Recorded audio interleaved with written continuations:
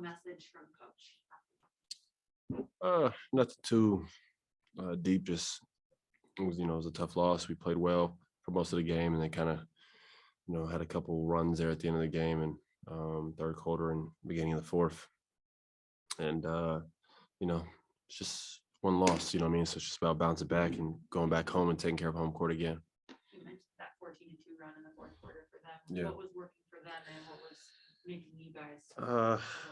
Well, I think our offense got a little stagnant there for a second, and they're capitalizing off rebounds, pushing the floor, pushing the ball up the floor, and they're hitting some threes. Tim Hardaway hit some shots, and Porzingis hit some tough shots, and Brunson hurt us tonight as well. So they just kind of capitalize off our stagnant movement, and we're able to hit some threes. And sometimes that's all it takes is a run to get the job done.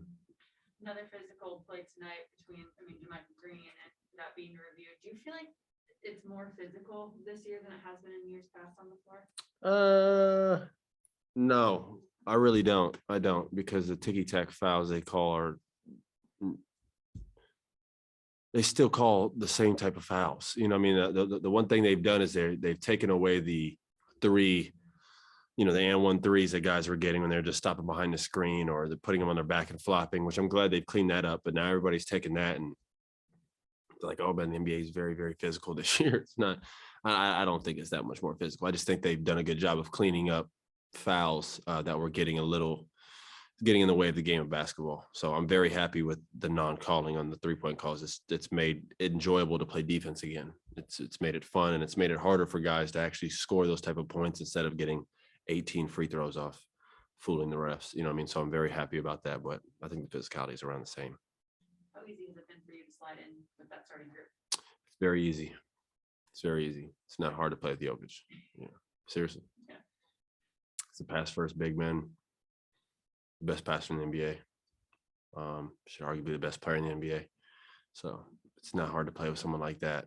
You go out there, and especially if you've been in those positions before, which I've had a lot of experience playing with guys like him. So, or big time players like him. But yeah, it's fun. How tough is the Luka Porzingis duo to guard?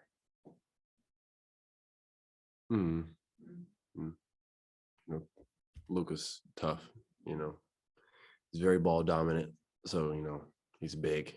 He's got like the body of a wing and the weight of a wing. So he's tough to guard. And then Porzingis played tonight. He played when he's like that. Yeah, they're tough. When Kristaps is in that type of form and he's aggressive and he's playing that way, they're tough because I don't know what he had tonight, 30, just under 30 points. He was huge for them.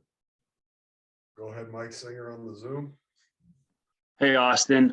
Without making any excuses, is it tough not to get weighed down by the number of injuries that are cropping up right now for you guys? No, I don't think so, because we found a way to win games. We won 5 in a row. You try to look at the, picture, I think, ahead is the best way to do it. When you have so many games, same way of what a guy thinks when he's struggling shooting. There's so many more games. You just have to continue to lock in and control. Each night is a new night and a new fight of its own. Where we go back home and we have Philly and Chicago. It's not like we have time to, hang our heads or talk about who's injured and not. We got guys that have been waiting to play. I always tell everybody, the guys who don't play always feel like they should be playing. That's every team in the existence of the NBA. So when a guy gets hurt, it's the perfect opportunity to go out there and be what your words say. So we got plenty of guys who are ready for that and can come in and compete. But we got a couple guys banged up, and just got to keep winning games, man. Just got to keep figuring it out. Esteban, go ahead. Hi, Austin from Cordoba, Argentina. Do you think one of the keys to Dallas' victory was the defense over Denver's second unit? What are you saying? You're saying the second unit struggled in defense? Yes. Yeah. They made that run. But it's not their fault, But I've been on the other side of that. I've been in the second unit many times, and it's tough. You come in the game and the momentum's already going, and you got to figure out a way to be ready to play right then and there. It's a tough role to be in, and tonight, I thought our second unit was pretty, solid. It's just, they made a run, you know what I mean? There were a couple of plays. Like I said, the ball kind of got stagnant, and when Tim hit those couple of threes, it seemed like the momentum of the game changed right there. Cause up until then we had to lead the entire game. We were in control of the game. We felt like this was a win for us that we could have closed. And then, you kind of come in the game and the momentum's been changed, and now they're up 5 or 6. It was tough to turn it off at that point. So it's on all of us.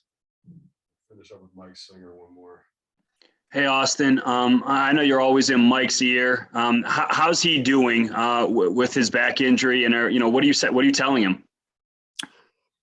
Oh, man. Yeah, I talk to him just about every day. Just trying to keep his spirits up. He wants to play well really badly, obviously, just because, he loves the game first and foremost. Forget his contract and forget all that for 1 second. This dude, whether he got paid $200 million or $2 million, would approach the same way. That's what I love about him.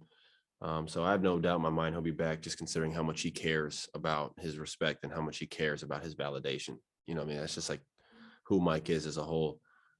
So, I don't know too much information about it. It's just kind of been that way. No one really knows what's kind of, going on with that. We just know his back is, has had some minor setbacks, and, whatever the process is, we'll be there for him. He's 23 years old, man. He's just got to take care of himself and get himself right physically, and that way mentally he can come to the court playing the way that we know he could play. He was playing hurt this whole season, so it's hard to do that. And hopefully he comes back soon, because he's a huge part of our team. Appreciate it, Austin. Thank you, guys.